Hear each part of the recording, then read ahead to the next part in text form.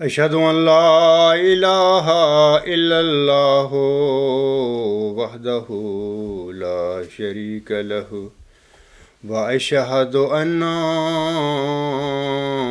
محمدا عبدہ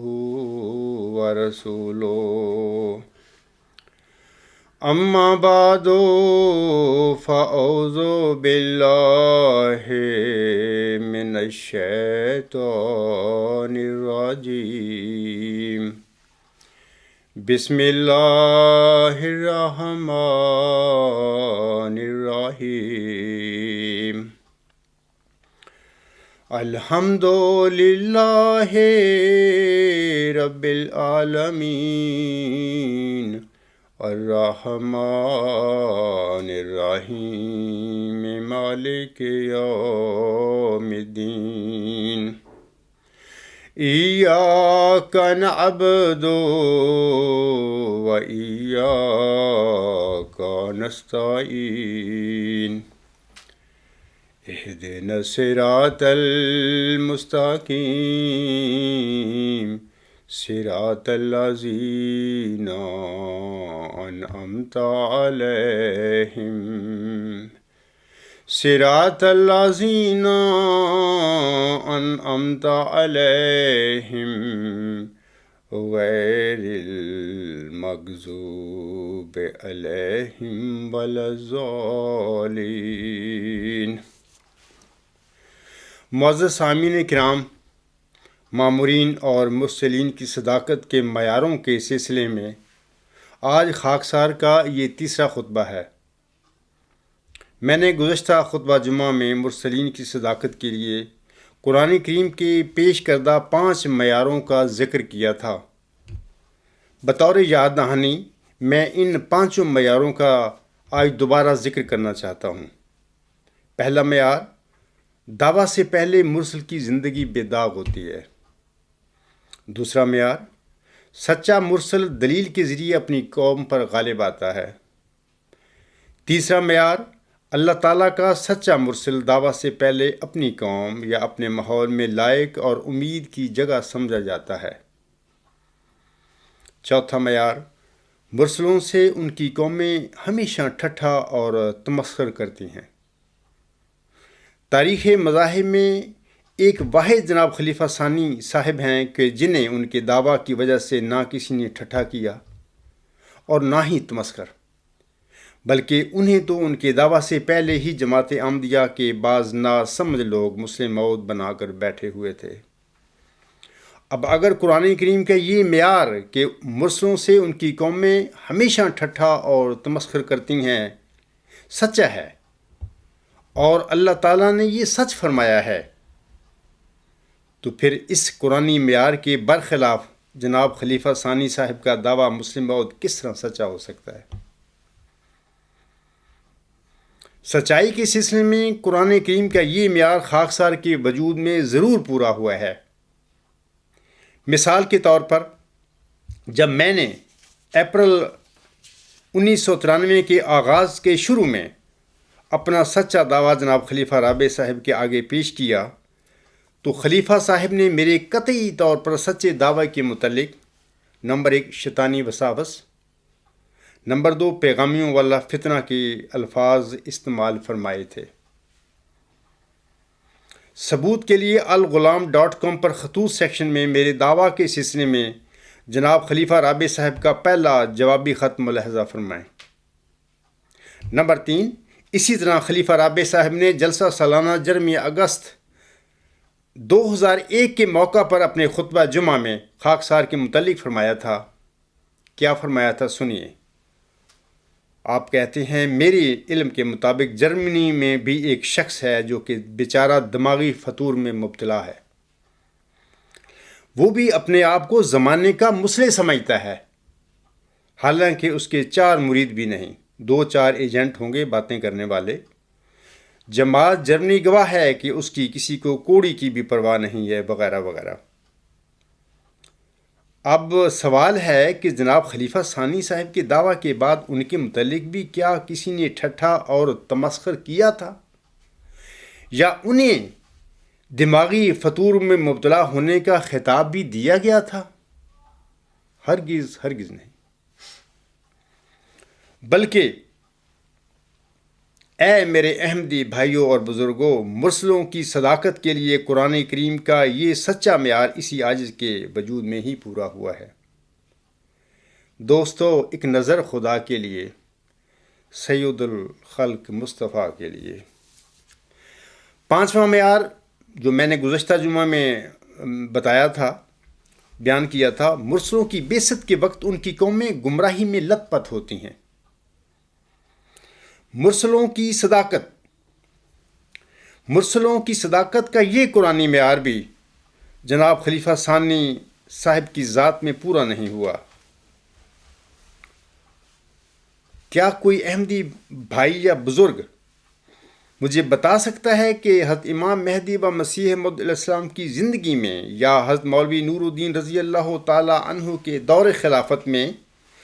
وَإِن كَانُوا مِن قَبْلُ لَفِي ضِلَالٍ مُبِينٍ کی مطابق وہ کون سی برائیاں تھیں جو جماعت احمدیہ میں راہ پا چکی تھیں، اور ان کی اصلاح کے لیے اللہ تعالیٰ نے جناب مرزا بشیر الدین محمود احمد صاحب کو پہلے 1914 میں خلیفہ بنایا، اور پھر 1944 میں انہیں مسلم موعود یا ماؤ ذکی غلام مسیح الزماں بھی بنا دیا۔ جناب مرزا بشیر الدین محمود احمد صاحب کی خلافت سے پہلے تک کوئی قادیانی احمدی کسی ایک برائی کی بھی نشاندہی نہیں کر سکتا جو کہ جماعت احمدیہ میں پیدا ہو چکی تھی، اور جس کی اصلاح بعد ازاں جناب مرزا بشیر الدین محمود احمد صاحب نے کی تھی۔ سامعین کرام، میں آگے بات کرنے سے پہلے ایک بات آپ لوگوں کو بتانا چاہتا ہوں، وہ یہ ہے کہ یہ ضمنی بات ہے۔ میں یہ آپ لوگوں کو بتانا چاہتا ہوں کہ 1914 میں خلافت پر قبضہ کرنے کے بعد سے خلیفہ ثانی اور ان کے جانشینوں کو اپنے علاوہ جماعت احمدیہ کا ہر فرد شیطان اور منافق نظر آتا ہے۔ جیسے کہ جناب خلیفہ رابع صاحب نے میرے جو دعویٰ میں نے پیش کیا ان کے آگے، اس کے جواب میں انہوں نے یہ باتیں میرے متعلق کہیں۔ سامعین کرام، اب جماعت احمدیہ میں جتنی بھی برائیاں اور بدعتیں پیدا ہو چکی ہیں، یہ سب بدعتیں اور برائیاں پیدا کرنے والے تو جناب مرزا بشیر الدین محمود احمد صاحب اور ان کے جانشین یعنی خاندانی خلیفے ہیں۔ یا دوسرے الفاظ میں امر واقعہ یہ ہے کہ افراد جماعت احمدیہ کو گمراہ کرنے والے، جماعت احمدیہ میں خلافت راشدہ کی صف لپیٹنے والے اور جماعت احمدیہ میں قسم قسم کی برائیاں اور بدعتیں پیدا کرنے والے تو جناب مرزا بشیر الدین محمود احمد صاحب اور آپ کے جانشین ہیں۔ تو پھر ہم کس طرح کہہ سکتے ہیں کہ جناب مرزا بشیر الدین محمود احمد صاحب کے خلیفہ بننے یا دعویٰ مسلم موعود کرنے سے پہلے وَإِن كَانُوا مِن قَبْلُ لَفِي ضِلَالٍ مُبِينٍ کے مطابق جماعت احمدیہ مکمل طور پر گمراہی میں ڈوبی ہوئی تھی؟ اور کیا اس طرح یہ قطعی طور پر ثابت نہیں ہو جاتا کہ جناب مرزا بشیر الدین محمود احمد صاحب کا دعویٰ مسلم موعود وَإِن كَانُوا مِن قَبْلُ لَفِي ضِلَالٍ مُبِينٍ کے قرآنی معیار کے بالکل خلاف تھا؟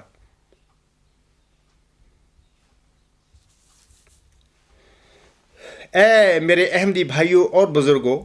اب میں راست بازوں کی سچائی کے سلسلے میں چھٹے قرآنی معیار کو آپ کے آگے پیش کرتا ہوں۔ مرسلین یا مامور من اللہ کی صداقت کے لیے قرآن کریم کا چھٹا معیار یہ ہے کہ وہ یعنی مامور من اللہ گزشتہ وحیوں کی تصدیق کرتے ہیں۔ واضح رہے کہ اللہ تعالیٰ کے سچے مرسلین بلا شبہ اپنے سے پہلے گزشتہ ماموروں پر نازل ہونے والے مبشر کلام الہی کی تصدیق کرتے ہیں، جیسا کہ اللہ تعالیٰ سورۃ آل عمران کی آیات 82 اور 83 میں فرماتا ہے، وَإِذْ أَخَذَ اللَّهُ مِيثَاقَ النَّبِيِّينَ لَمَا آتَيْتُكُم مِّن كِتَابٍ وَحِكْمَةٍ ثُمَّ جَاءَكُم رَّسُولٌ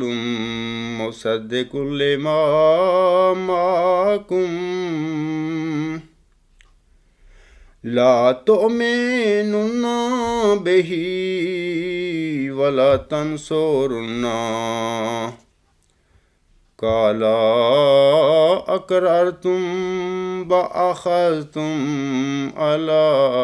ذلكم اسری قالوا اقررنا قال فاشهدوا وانا معكم من الشاهدين فمن تولى بعد ذلك فأولئك هم الفاسقون۔ اللہ تعالیٰ ان آیات میں فرماتا ہے، اور جب اللہ نے نبیوں کا میثاق لیا کہ جب کہ میں تمہیں کتاب اور حکمت دے چکا ہوں، پھر اگر کوئی ایسا رسول تمہارے پاس آئے جو اس بات کی تصدیق کرنے والا ہو جو تمہارے پاس ہے، تو تم ضرور اس پر ایمان لے آنا اور ضرور اس کی مدد کرنا۔ کہا، کیا تم اقرار کرتے ہو اور اس بات پر مجھ سے عہد باندھتے ہو؟ انہوں نے کہا، ہاں، ہم اقرار کرتے ہیں۔ اس نے کہا، پس تم گواہی دو اور میں بھی تمہارے ساتھ گواہوں میں سے ایک گواہ ہوں۔ اب جو شخص اس عہد کے بعد پھر جائے تو ایسے لوگ ہی فاسق ہوں گے۔ سامعین کرام، اس حقیقت کی اثبات کے لیے میں پہلے حضرت موسیٰ علیہ السلام پر نازل ہونے والی وحی کی ایک مثال آپ لوگوں کے آگے پیش کرتا ہوں۔ اللہ تعالیٰ نے توریت استثناء باب 18 آیات 15-16 میں حضرت موسیٰ علیہ السلام کو مخاطب کر کے فرمایا تھا خداوند تیرا خدا تیرے لیے تیرے ہی درمیان سے، یعنی تیرے ہی بھائیوں میں سے میری مانند ایک نبی برپا کرے گا، تم اس کی سننا۔ اسی طرح توریت میں ہی استثناء باب 18 آیات 15، 18 اور 19 میں اللہ تعالیٰ حضرت موسیٰ علیہ السلام کو مخاطب کر کے فرماتا ہے، اللہ تعالیٰ فرماتا ہے خداوند تیرا خدا تیرے لیے تیرے ہی درمیان سے، یعنی تیرے ہی بھائیوں میں سے میری مانند ایک نبی برپا کرے گا، تم اس کی سننا۔ میں ان کے لیے انہی کے بھائیوں میں سے تیری مانند ایک نبی برپا کروں گا اور اپنا کلام اس کے منہ میں ڈالوں گا، اور جو کچھ میں اسے حکم دوں گا وہی وہ ان سے کہے گا، اور جو کوئی میری ان باتوں کو جن کو وہ میرا نام لے کر کہے گا نہ سنے تو میں اس سے حساب لوں گا۔ سامعین کرام، سورۃ آل عمران کی آیت 82 میں بیان فرمودہ اسی قرآنی معیار ثم جاءکم رسول مصدق لما معکم کے مطابق اللہ تعالیٰ حضور صلی اللہ علیہ وآلہ وسلم پر نازل ہونے والی وحی میں اس کی تصدیق فرماتے ہوئے سورۃ مزمل کی آیت نمبر 16 میں فرماتا ہے، اِنَّا أَرْسَلْنَا عَلَيْكُمْ رَسُولًا شَاهِدًا عَلَيْكُمْ كَمَا أَرْسَلْنَا إِلَى فِرْعَوْنَ رَسُولًا۔ اللہ تعالیٰ فرماتا ہے،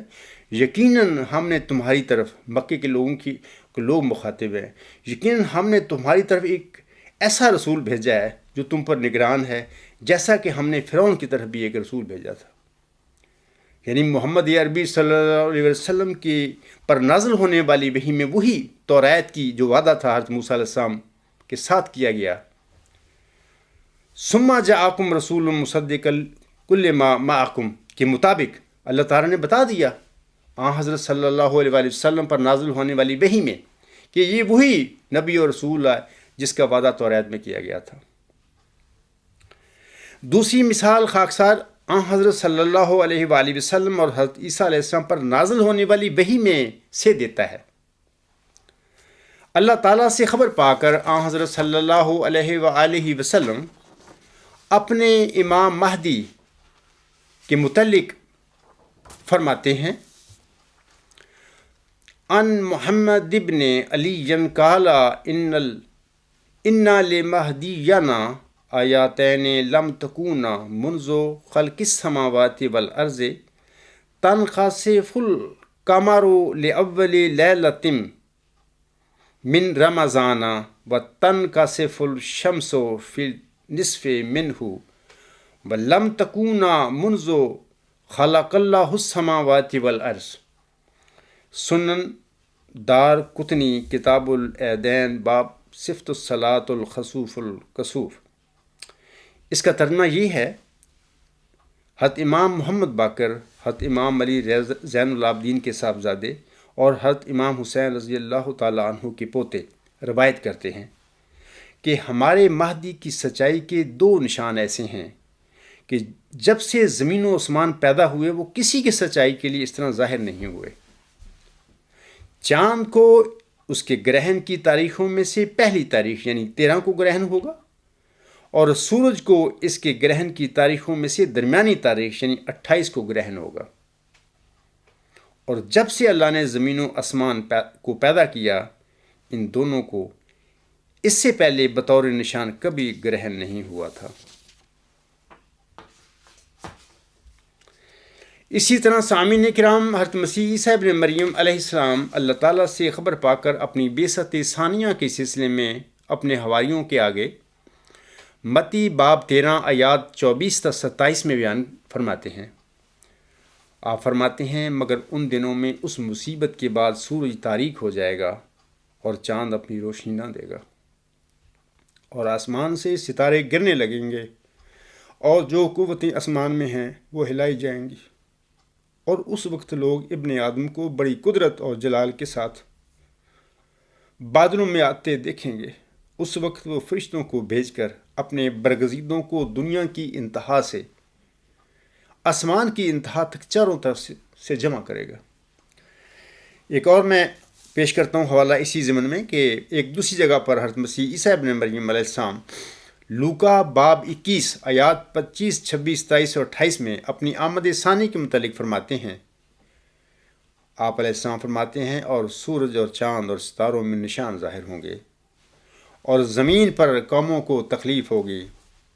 کیونکہ وہ سمندر اور اس کی لہروں کے شور سے گھبرا جائیں گے، اور ڈر کے مارے اور زمین پر آنے والی بلاؤں کی راہ دیکھتے دیکھتے لوگوں کی جان میں جان نہ رہے گی، اس لیے کہ آسمان کی قوتیں ہلائی جائیں گی۔ اس وقت لوگ ابن مریم کو قدرت اور بڑے جلال کے ساتھ بادلوں میں آتے دیکھیں گے، اور جب یہ باتیں ہونے لگیں تو سیدھے ہو کر سر اوپر اٹھانا، اس لیے کہ تمہاری مخلصی نزدیک ہوگی۔ یہ وہ جو اسیر ہیں جماعت احمدیہ میں، ان کے لیے یہ خوشخبری ہے، 2000 سال پہلے حضرت مسیح عیسیٰ ابن مریم علیہ السلام کے منہ سے نکلی ہوئی۔ سورۃ آل عمران کی آیت 82 میں بیان فرمودہ قرآنی معیار ثم جاءکم رسول مصدق لما معکم لا تؤمنن بہ ولتنصرن کے حوالہ سے حضرت صلی اللہ علیہ وآلہ وسلم اور حضرت مسیح عیسیٰ ابن مریم علیہ السلام کو بعثت ثانیہ کے سلسلے میں دی گئیں مذکورہ کسوف و خسوف کی پیشگوئیاں اولاً حضرت مرزا غلام علیہ السلام کے دعویٰ مسیح موت کے بعد آپ کے مبارک وجود میں پوری ہو گئیں، اور ثانیاً یہی پیشگوئیاں حضرت مرزا صاحب علیہ السلام کے موعظہ کی غلام مسیح الزماں اور حضرت صلی اللہ علیہ وآلہ وسلم کی پیشگوئی کے مطابق نزول فرمانے والے مسیح عیسیٰ ابن مریم یعنی خاکسار کے دعویٰ کے بعد اس عاجز کے وجود میں بھی پوری ہو گئی ہیں۔ مثلا حضرت مرزا صاحب علیہ السلام کے دعویٰ مسیح موت کے بعد حضرت صلی اللہ علیہ وآلہ وسلم اور حضرت مسیح عیسیٰ ابن مریم علیہ السلام کی بیان فرمودہ پیشگوئیوں کے مطابق اولاً خسوف و کسوف کا یہ واقعہ ماہ رمضان میں 1894 میں رونما ہوا تھا، اور اب پھر میری دعویٰ کے بعد ویسا ہی کسوف و کسوف کا یہ واقعہ ماہ رمضان میں نومبر 2003 میں رونما ہوا ہے۔ میں اس کی تفصیل نہیں بتاتا، اور احباب جو ہیں اس واقعہ کا خاکسار کی کتب اور مضامین میں مفصل ذکر پڑھ سکتے ہیں۔ سورۃ آل عمران کی آیت 82 میں بیان فرمودہ قرآنی معیار ثم جاءکم رسول مصدق لما معکم لا تؤمنون بہ ولا تنصرون کے حوالہ سے سامعین کرام میثاق النبیین کے مطابق 20 فروری 1886 کی الہامی پیش گوئی میں حضرت امام مہدی و مسیح موعود السلام کو بھی اللہ تعالیٰ نے ایک ذکی غلام کی بشارت بخشی ہوئی ہے۔ آپ علیہ السلام نے اس موعود ذکی غلام کو مسلم موعود فرمایا ہوا ہے۔ جماعت احمدیہ کے خلفاء اور علماء کے پاس اس وقت یہ پیش گوئی مسلم موعود موجود ہے، اور اس الہامی پیش گوئی میں اللہ تعالیٰ نے موعود ذکی غلام مسیح الزمان کی جو علمی اور قطعی نشانیاں بیان فرمائی ہوئی ہیں، جماعت احمدیہ کے خلفاء اور علماء اس سے بھی ہرگز ناواقف نہیں۔ جیسا کہ 20 فروری 1886 کی الہامی پیش گوئی میں اللہ تعالیٰ موعود ذکی غلام کے متعلق فرماتا ہے، کیا فرماتا ہے سنیے۔ اللہ تعالیٰ فرماتا ہے وہ سخت ذہین و فہیم ہوگا اور دل کا حلیم، اور علوم ظاہری و باطنی سے پر کیا جائے گا، اور وہ 3 کو 4 کرنے والا ہوگا۔ اس کے معنی سمجھ میں نہیں آئے۔ دوشنبہ ہے مبارک دوشنبہ، فرزند دلبند گرامی ارجمند، مظہر الاول والآخر، مظہر الحق والعلاء، کآن اللہ نزل من السماء۔ مجموعہ اشتہارات جلد اول صفحہ 100 تا 102۔ سامعین کرام، آج ہی عاجز سورت آل عمران کی آیت 82 میں بیان فرمودہ قرآنی معیار ثم جاءکم رسول مصدق لما معکم لا تؤمنون بہ ولا تنصرون کے مطابق 20 فروری 1886 کی الہامی پیش گوئی میں بیان فرمودہ انہی موعود علمی، الہامی اور قطعی نشانیوں کے ساتھ افراد جماعت کے سامنے کھڑا ہوا ہے، لیکن قادیانی خلفاء اور علماء ان نشانیوں کو دیکھ کر ٹس سے مس ہونے کے لیے بھی تیار نہیں ہیں، بلکہ جماعت احمدیہ کے دونوں گروپوں، قادیانیوں اور لاہوریوں کے سربراہ اور ان کے دیگر ارباب و اختیار اس عجز کے ساتھ وہی سلوک کر رہے ہیں جو پہلے منکروں نے اپنے اپنے زمانے کے مرسلوں کے ساتھ کیا تھا۔ اس عجز کی کتاب غلام مسیح الزمان کا دوسرا حصہ یعنی نیکی خدا ہے، جو ایک الہامی نظریہ ہے۔ یہ الہی الہامی نظریہ انہی موعود علمی اور قطعی نشانیوں پر مشتمل ہے۔ سامعین کرام سے گزارش کرتا ہوں کہ کتاب غلام مسیح الزمان پڑھنے کے بعد اگر کسی متلاشی حق کو الہامی پیشگوئی کی مرکزی علمی اور قطعی نشانیوں سے متعلق آگاہی نہ ہو تو وہ اس عاجز کی تقریر جو مورخہ 24 ستمبر 2011 کو جماعت احمدیہ اصلاح پسند جرمنی کے دوسرے جلسہ سالانہ کے موقع پر کی گئی تھی اور جو اس وقت الغلام.com پر آن ایئر ہے، وہ اس تقریر کو بغور سن لے۔ میرا قادیانی خلیفے اور علماء سے سوال ہے کہ کیا اللہ تعالیٰ نے جناب مرزا بشیر الدین محمود احمد صاحب کو بھی پیشگوئی مسلم موعود کی مذکورہ موعود علمی اور قطعی نشانیوں کا مصداق بنایا ہے؟ اگر بنایا تھا تو آپ مجھے جناب خلیفہ ثانی صاحب کی وہ کتاب یا مضمون کیا دکھائیں گے جس سے یہ ثابت ہوتا ہو کہ اللہ تعالیٰ نے انہیں 20 فروری 1886 کی الہامی پیشگوئی میں بیان فرمودہ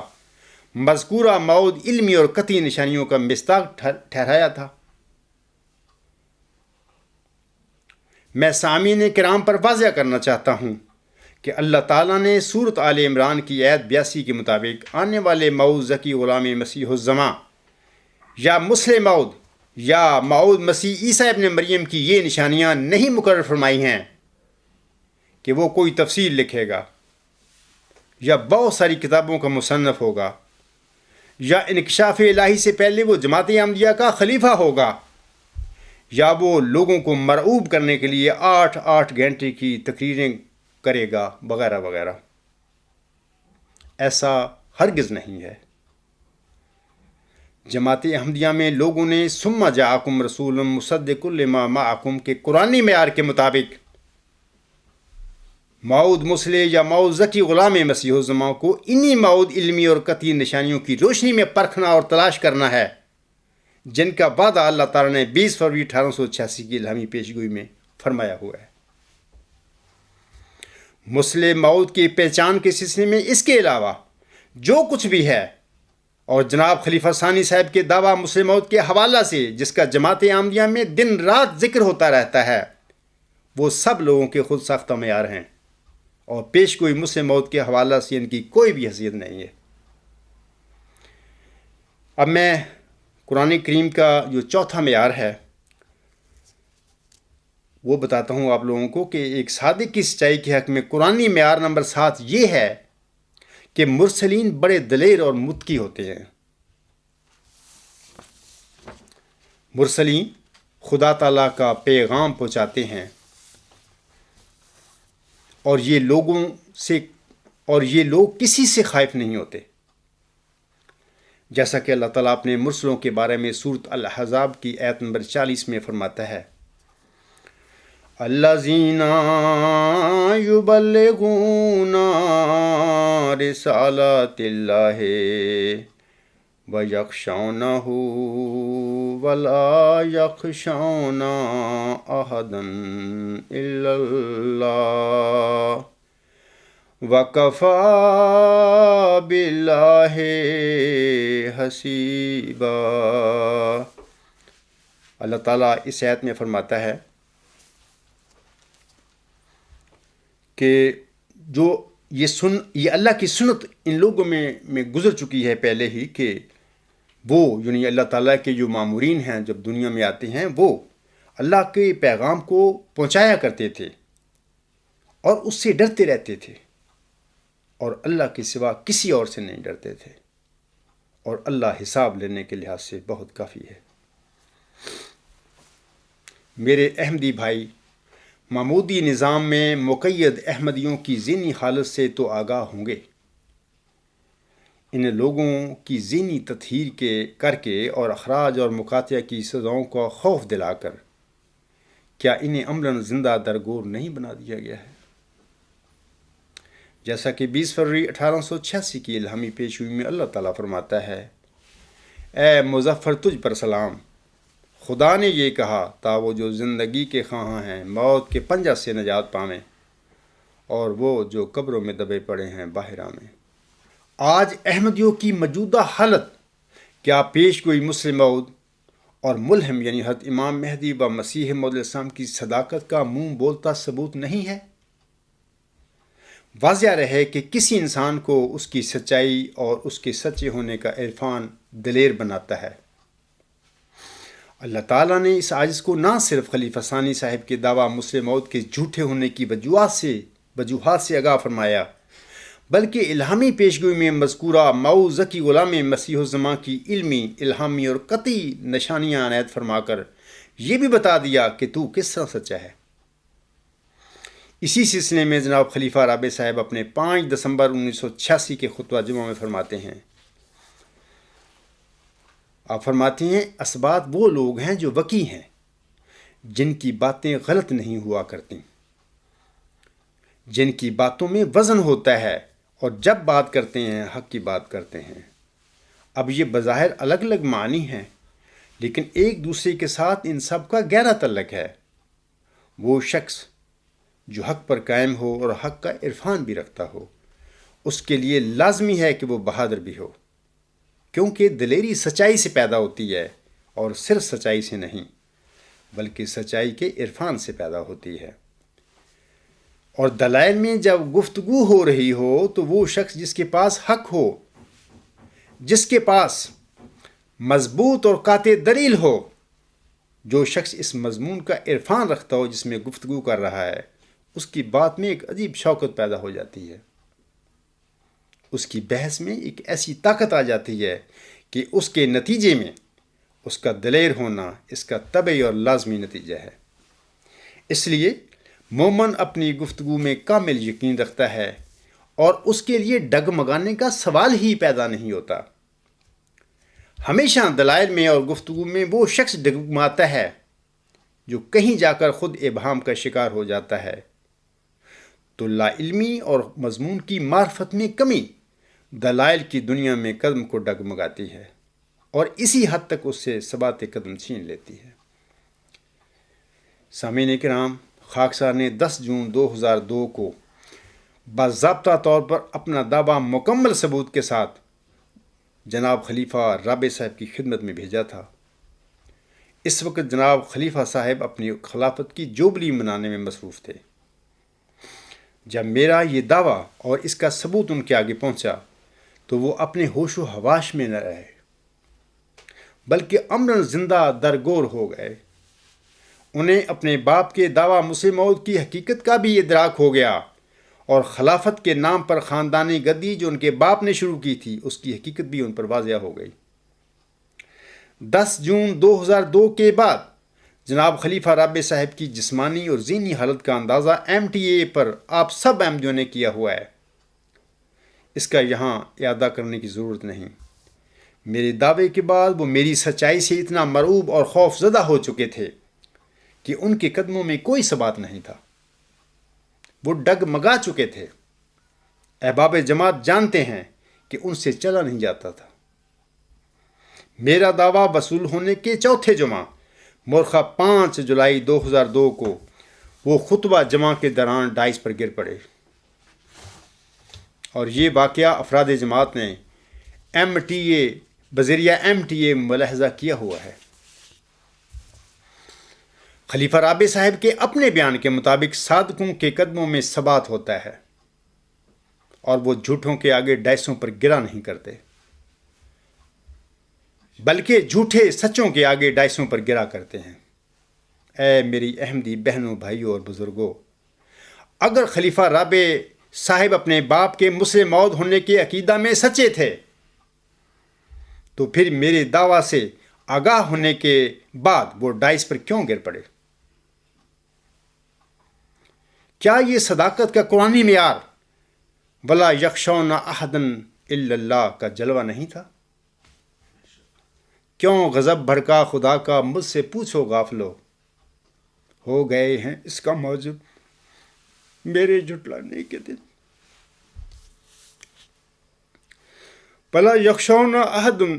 إِلَّا اللَّهَ کے فرمان کے مطابق میرے اور میرے کسی بھی پیروکار کے دل میں جماعتی نظام اور اس کے ارباب و اختیار کا کوئی خوف نہیں ہے۔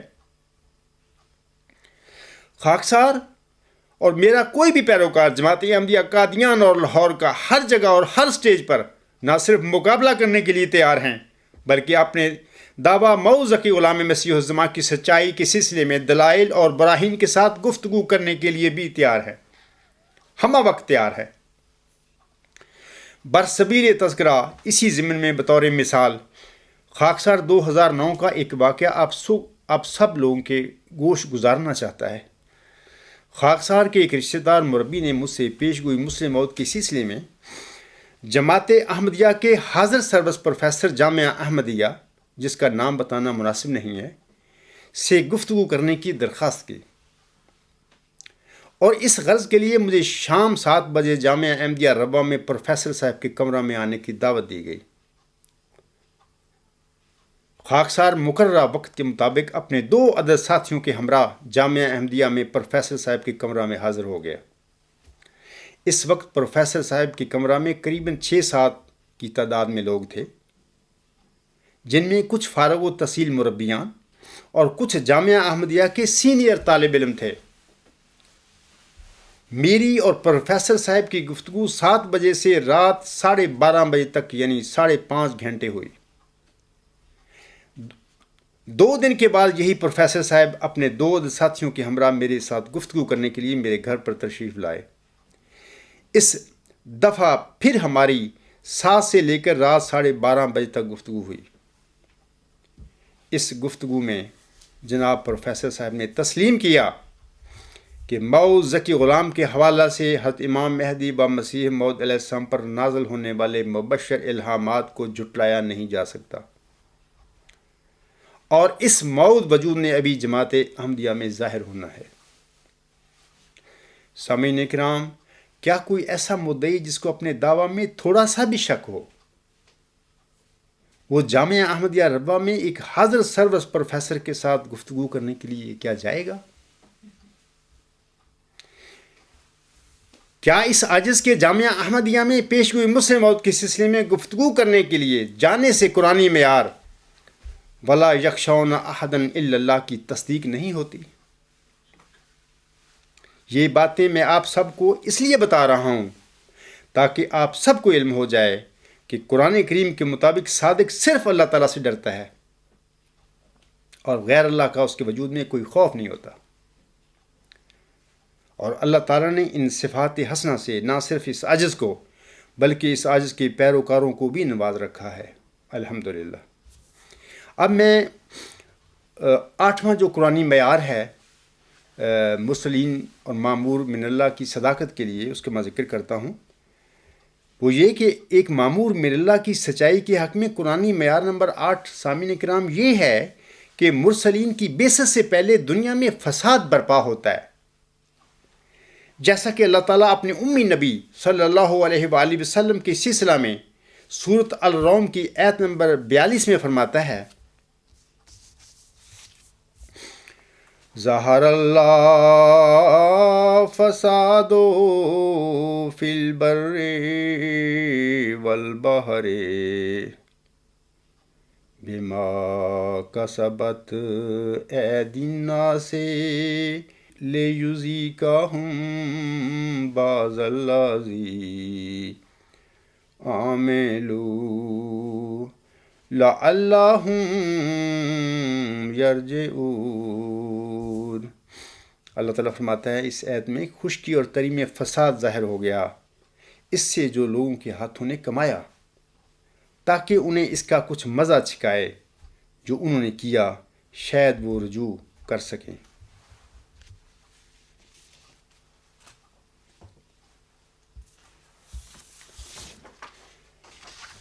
میرے معزز سامعین کرام، جیسا کہ سورۃ الروم کی آیت 42 سے ظاہر ہے کہ جب بھی اللہ تعالیٰ دنیا میں کوئی رسول مبعوث فرماتا ہے تو اس وقت دنیا میں اہل دنیا کی بد عملیوں کی وجہ سے بڑی خرابی اور بڑا فساد پیدا ہو چکا ہوتا ہے۔ اللہ تعالیٰ اپنے رسول کو بھیج کر دنیا والوں کو ہدایت کی طرف بلاتا ہے۔ جو لوگ فطرتاً نیک ہوتے ہیں لیکن کسی کمزوری اور لا علمی کی وجہ سے ہدایت سے محروم ہو بیٹھتے ہیں، ایسے لوگ مرسل کی آواز پر لبیک کہہ کر ہدایت یافتہ لوگوں میں یا ہدایت یافتہ گروہ میں شامل ہو جاتے ہیں۔ لیکن وہ دنیا دار جو مرسل کی آواز پر لبیک کہنے کی بجائے اس کی مخالفت میں کھڑے ہو کر فتنہ و فساد کی آگ کو خوب بھڑکاتے ہیں، تو پھر اللہ تعالیٰ ایسے لوگوں کو کسی عذاب میں مبتلا کر دیتا ہے۔ ویسے بھی اللہ تعالیٰ رسول بھیجنے سے پہلے اپنے بندوں پر عذاب نازل نہیں فرمایا کرتا، جیسے کہ وہ سورۃ بنی اسرائیل کی آیت نمبر 16 میں فرماتا ہے، وَمَا كُنَّا مُعَذِّبِينَ حَتَّى نَبْعَثَ رَسُولًا، اور ہم کسی قوم پر ہرگز عذاب نہیں بھیجتے جب تک ان کی طرف کوئی رسول نہ بھیج لیں۔ اے میرے احمدی اور مسلمان بھائیوں اور بزرگوں، اس وقت آپ عالمی حالات پر غور فرمائیں۔ عالم اسلام کو دیکھیں کہ 57 مسلمان ملکوں کی غربت اور عزت کا کیا حال ہے۔ آج مسلمانوں کا جو حال ہے، کیا اس سے پہلے بھی کبھی مسلمانوں کی اس قدر ناگفتہ بے حالت ہوئی تھی؟ غربت، افلاس اور لڑائیوں نے بنی نوع انسان کو بے حال کر دیا ہے۔ اس صدی ہجری کے آغاز سے ہی زلزلوں کا ایک سلسلہ شروع ہوا ہے، حتیٰ کہ ایک دن میں 3 زلزلے بھی آ رہے ہیں۔ اور دوسری طرف سمندر بھی اپنے جوش میں ہے۔ آپ لوگوں نے سونامی دیکھا ہوگا، اور ایک زبردست جو آیا تھا چند سال پہلے، اور آئے دن چھوٹے چھوٹے سونامی بھی آتے رہتے ہیں دنیا میں۔ کیا آج خشکی اور سمندروں میں انسانوں کے ہاتھوں تہہ تیغ نہیں ہو رہا؟ کیا یہ اس حقیقت کا کھلا ثبوت نہیں ہے کہ زمین اپنے باسیوں کی بد عملیوں سے ناراض ہو گئی ہے؟ 9/11 2001 کے بعد دجال موعود کے خروج میں اب کیا کوئی کسر رہ گئی ہے؟ اس نے حضور صلی اللہ علیہ وآلہ وسلم کے مطابق پیشگوئی کے مطابق کیا دجال نے مسلمان ملکوں پر قیامت نہیں ڈھائی ہوئی؟ تمہارا وہ موعود مسیح عیسیٰ ابن مریم جس نے دجال موعود کو ہلاک کرنا ہے، وہ اس وقت کہاں ہے؟ اور کیا ابھی بھی اس کے نزول کا وقت نہیں ہوا ہے؟ پیارے مسلمان اور احمدی بھائیوں، اس موعود مسیح ابن مریم کا نزول ہو چکا ہے اور اس وقت وہی آپ سب سے مخاطب ہے۔ سامعین کرام، عالم اسلام میں بد دیانتی، بد کرداری اور غربت کا حال دیکھو کہ انسان انسانوں کو کھا رہے ہیں۔ موجودہ دور سے پہلے اس زمین پر ایسے گناہ ضرور سرزد ہوئے ہوں گے کہ انسانوں نے نہ صرف حرام جانوروں کا گوشت کھایا ہوگا بلکہ اپنی ماؤں اور بیٹیوں سے زنا بھی کیا ہوگا۔ لیکن آپ نے انسانی تاریخ میں کہیں ایسا نہیں پڑھا اور سنا ہوگا کہ اب سے پہلے کسی وقت ہماری زمین پر ایسا برا وقت بھی آیا ہو کہ زندہ انسانوں نے اپنے مردہ بھائیوں کو قبروں سے نکال کر ان کا گوشت کھایا ہو، اور مردہ خواتین کو قبروں سے نکال کر ان سے بدکاری کی ہو۔ یہ گناہ غیر مسلموں سے نہیں بلکہ مسلمانوں کی بدبختی کی انتہا دیکھیے کہ آج زمین ان کے ہاتھوں سے سرزد ہونے والے ایسے مکروہ نظارے بھی دیکھ رہی ہے۔ کیا کبھی پہلے بھی بنی نوع انسان کی ایسی دگرگوں حالت ہوئی تھی؟ خشکی اور تری پر انسان کہلوانے والی مخلوق کی یہ بد عملیاں کیا کسی مرسل کے ظہور کی خبر نہیں دے رہی ہیں؟ مسلمانوں کی باہمی لڑائیاں، فرقہ پرستی اور ہر گروہ کا اپنے اپنے رنگ میں اسلام کو نافذ کرنے کی تگ و دو، کیا یہ سب فتنہ و فساد کسی مصلح اور مجدد کے ظہور کی خبر نہیں دے رہا؟ اور 15ویں صدی ہجری کے سر پر یہ مصلح کیا حضرت بانی جماعت علیہ السلام کو بشارت دیے گئے موعود ذکی غلام کے علاوہ بھی اور کوئی ہو سکتا ہے؟ ہرگز نہیں۔ خاکسار کا دعویٰ قرآن کریم کے فرمان ظہر اللہ فساد فی البر والبحر اور آن حضرت صلی اللہ علیہ وآلہ وسلم کی حدیث سے مجددین کے عین مطابق کیا 15ویں صدی ہجری کے سر پر نہیں ہوا ہے؟ کافی ہے سوچنے کو اگر اہل کوئی ہے۔ اب میں صادقوں اور مصرین کی سچائی کے معیار کے سلسلے میں قرآن کریم کا پیش کیا ہوا نواں معیار پیش کرتا ہوں آپ لوگوں کے آگے۔ اے میرے بھائیوں، ایک مرسل کی سچائی کے حق میں قرآنی معیار نمبر 9 یہ ہے کہ مرسلوں پر قوم کی اکثریت ایمان نہیں لاتی۔ واضح رہے کہ مرسلوں پر قلیل تعداد میں لوگ ایمان لاتے ہیں۔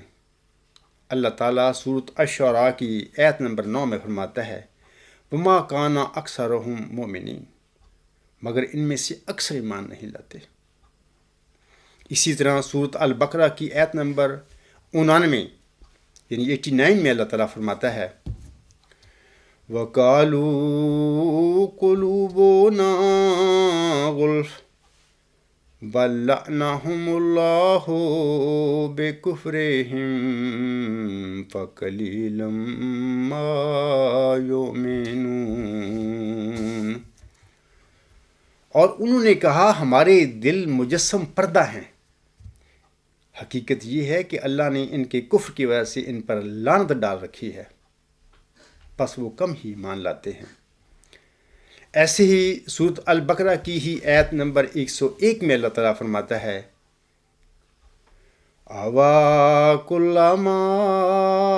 عَاهَدُوا عَهْدًا نَبَذَهُ فَرِيقٌ مِّنْهُمْ بَلْ أَكْثَرُهُمْ لَا يُؤْمِنُونَ۔ کیا جب کبھی بھی وہ کوئی عہد کریں گے ان میں سے ایک فرید اس عہد کو پرے پھینک دے گا، بلکہ ان میں سے اکثر ایمان ہی نہیں رکھتے۔ سامعین کرام، اس طرح حضرت نوح علیہ السلام کے سلسلہ میں اللہ تعالیٰ سورۃ ہود کی آیت نمبر 41 میں فرماتا ہے، اللہ تعالیٰ فرماتا ہے حَتَّى إِذَا جَاءَ أَمْرُنَا وَفَارَ التَّنُّورُ قُلْنَا احْمِلْ فِيهَا مِنْ كُلٍّ زَوْجَيْنِ اثْنَيْنِ وَأَهْلَكَ إلا من سبق إلا من سبق عليه القول ومن آمن وما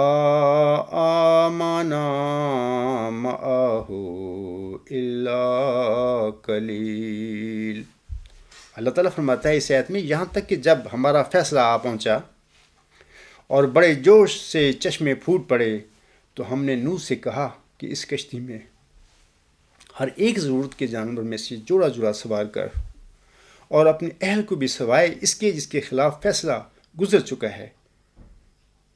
اور اسے بھی سوار کر جو ایمان لایا ہے۔ اللہ تعالیٰ فرماتا ہے آگے کہ اور اس کے ہمراہ ایمان نہیں لائے مگر تھوڑے سے لوگ، یعنی قلیل لوگوں نے حضرت نوح علیہ السلام پر ایمان لایا تھا۔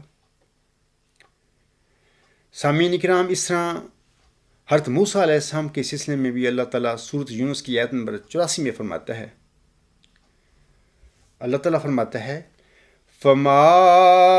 آمن لموسیٰ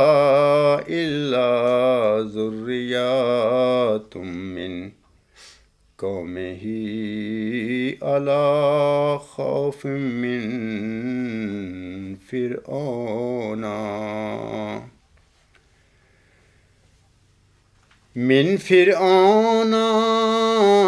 وملئهم ان یفتناہم وَإِنَّ فِرْعَوْنَ لَعَالٍ فِي الْأَرْضِ وَإِنَّهُ لَمِنَ الْمُسْرِفِينَ۔ اللہ تعالیٰ اس آیت میں فرماتا ہے پس موسیٰ پر ایمان نہیں لائی مگر اس کی قوم میں سے ایک معدود چند ذریت، یعنی چند نوجوان ایمان لائے تھے، اس خوف کے باوجود کہ فرعون اور ان کے سردار انہیں کسی تکلیف دہ آزمائش میں نہ ڈال دیں، اور یقیناً فرعون زمین میں بہت سرکشی کرنے والا تھا، اور یقیناً وہ حد سے گزر جانے والوں میں سے تھا۔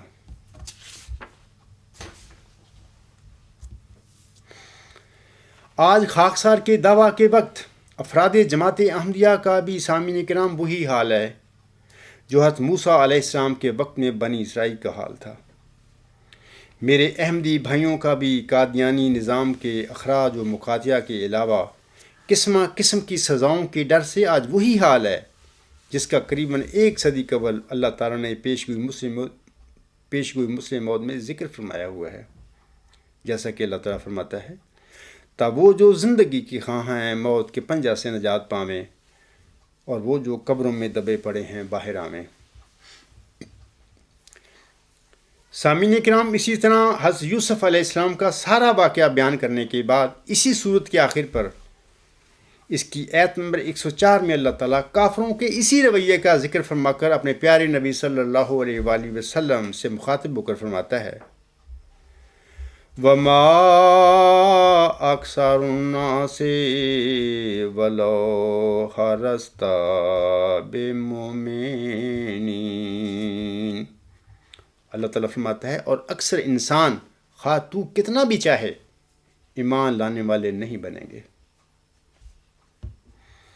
جیسا کہ خاکسار بیان کر چکا ہے کہ خلیفہ ثانی صاحب کا دعویٰ مسلم موعود منہاج نبوت کے قطعی برخلاف تھا، کیونکہ ان کے دعویٰ سے پہلے ساری جماعت احمدیہ قادیان نے ان کی بیعت کی ہوئی تھی۔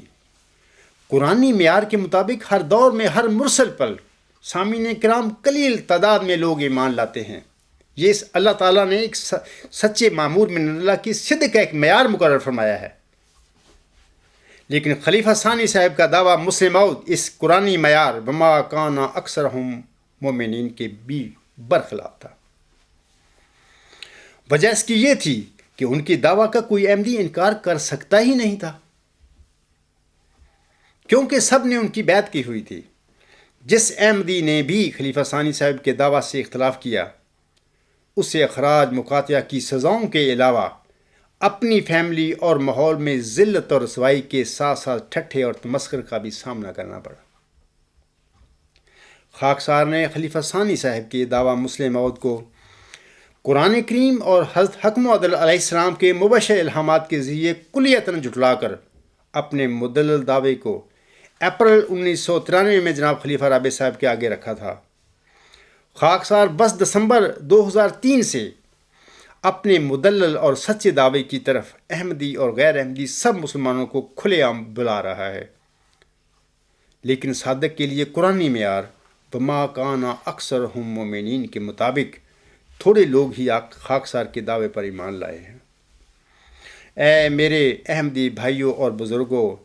صادق کے لیے بیان فرمودہ قرآنی معیار وکانا اکثرہم مومنین کیا خاکسار کی دعویٰ موعود ذکی غلام مسیح الزماں کی سچائی پر دلالت نہیں کر رہا؟ اب میں سامعین کو مامور من اللہ کی سچائی کے سلسلے میں قرآن کریم کا پیش کیا ہوا 10واں معیار جو ہے وہ میں آپ لوگوں کو بتاتا ہوں وہ کیا ہے۔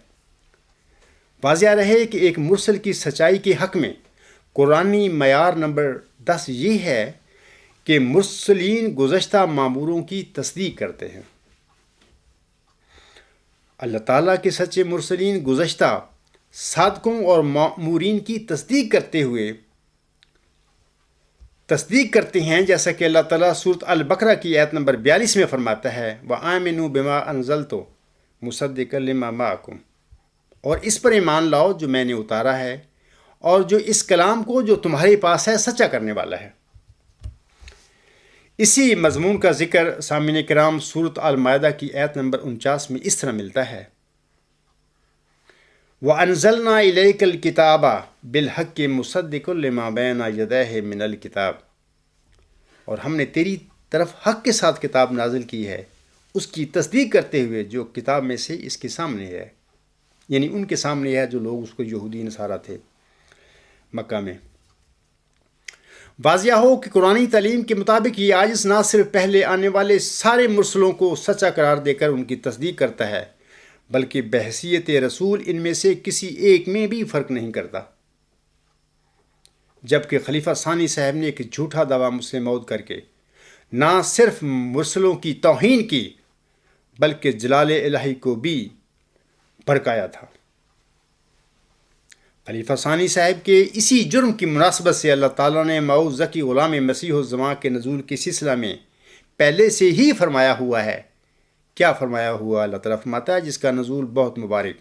اور جلال الہی کے ظہور کا موجب ہوگا۔ مجموعہ اشتہارات جلد اول صفحہ 100 تا 102۔ سامعین کرام، جماعت احمدیہ میں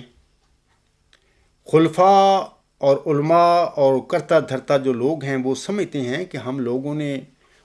احمدیوں کو اتنا برین واش کر دیا ہے، ان کے ذہنوں کو اس طرح مفلوج کر دیا ہے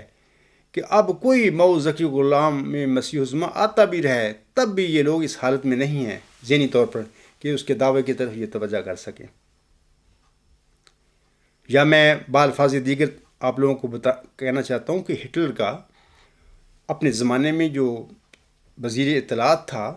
اس کا نام تھا ڈاکٹر گوئبلز۔ اس کا طریقہ کار یہ تھا کہ وہ کہتا تھا کہ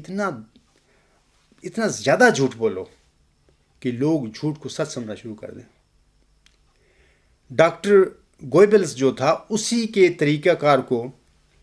جناب خلیفہ ثانی نے جماعت احمدیہ میں اپنایا۔ ان کی دور بھی ایک جیسے ہی ہیں، جو ڈاکٹر گوئبلز کا دور تھا جرمنی میں وہی خلیفہ ثانی کا جماعت احمدیہ میں تھا۔ تو خلیفہ ثانی صاحب نے پیش گوئی مسلم موت کے سلسلے میں جھوٹا دعویٰ کر کے ڈاکٹر گوئبلز کی اسی طریقہ کار کی پیروی کی، اور پیش گوئی مسلم موت میں خلفاء اور ان کے مولویوں نے اور ان کے کرتا درتا لوگوں نے اتنا جھوٹ بولا تاکہ لوگ احمدی مفروض ذہنوں والے بیچارے اس کو سچ سمجھنے لگ جائیں۔ وہ ایسا ہی ہوا کہ وہ اس جھوٹے دعوے کو سچ بنا کر بیٹھ گئے۔ بہرحال اللہ تعالیٰ سورۃ المائدہ کی آیت نمبر 9 میں فرماتا ہے یا ایھا الذین آمنوا کونوا قوامین للہ شہداء بالقسط ولا یجرمنکم شنآن قوم علی الا تعدلوا اعدلوا هو اقرب للتقوی واتقوا اللہ ان اللہ خبیر بما تعملون۔ سورۃ المائدہ کی اس آیت نمبر 9 میں اللہ تعالیٰ فرماتا ہے، اے وہ لوگو جو ایمان لائے ہو، اللہ کی خاطر مضبوطی سے نگرانی کرتے ہوئے انصاف کی تائید میں گواہ بن جاؤ، اور کسی قوم کی دشمنی تمہیں ہرگز اس بات پر آمادہ نہ کرے کہ تم انصاف نہ کرو۔ انصاف کرو، یہ تقوی کے سب سے زیادہ قریب ہے، اور اللہ سے ڈرو، یقین اللہ اس سے ہمیشہ باخبر رہتا ہے جو تم کرتے ہو۔ اے میرے احمدی بھائیوں اور بزرگوں، جماعت احمدیہ میں الہامی پیشگوئی مسلم موعود کے حوالے سے کیے گئے 2 دعوی بہت اہم اور قابل غور ہے۔ نمبر 1، خلیفہ ثانی صاحب کا دعویٰ مسلم موعود۔ خلیفہ ثانی صاحب نہ صرف حضرت بانی جماعت علیہ السلام کے بیٹے تھے، بلکہ افراد جماعت احمدیہ نے ان کے دعویٰ سے پہلے ہی انہیں مسلم موعود ہونے کا خطاب دے رکھا تھا۔ اور دوسرا دعویٰ ایک غریب، یتیم اور مسکین یعنی خاکسار کا ہے۔ جماعت احمدیہ میں جاری سزاؤں کے ڈر اور فرعونی ہتھ کنڈوں کی وجہ سے خاکسار کے دعوے کی طرف بظاہر کوئی احمدی غور و فکر کرنے اور توجہ دینے کے لیے تیار نہیں ہے۔ میں سورۃ المائدہ کی مذکورہ آیت نمبر 9 کی روشنی میں سب احمدی بہنوں، بھائیوں اور بزرگوں سے درخواست کرتا ہوں کہ وہ انصاف اور تقوی پر قائم رہتے ہوئے ہم دونوں دعوے داروں کے دعاوی کی طرف توجہ کر کے سچے اور صادق کو پہچاننے میں دیر نہ کریں، کیونکہ اسی میں آپ سب کی فلاح ہے۔ سامعین کرام، اگلے خطبہ جمعہ میں بھی انشاءاللہ تعالی مامور من اللہ کی سچائی کے لیے کچھ اور قرآنی معیاروں کا میں ذکر کروں گا۔ میں حضرت بانی جماعت علیہ السلام کے چند پاکیزہ اشعار پر اپنے خطبہ کو ختم کرتا ہوں۔ آپ علیہ السلام فرماتے ہیں، ابتدا سے تیرے ہی سایہ میں میرے دن کٹے، گود میں تیری رہا میں مثل طفل شیر خار۔ لوگ کہتے ہیں کہ نالائق نہیں ہوتا قبول، میں تو نالائق بھی ہو کر پا گیا درگاہ میں بار۔ میرے جیسے کو جہاں میں تو نے روشن کر دیا، کون جانے اے میرے مالک تیرے بھیدوں کی سار۔ تیرے اے میرے مربی کیا عجائب کام ہیں، گرچہ بھاگیں جبر سے دیتا ہے قسمت کے ثمار۔ وما علینا الا البلاغ وآخر دعوانا الحمد للہ رب العالمین۔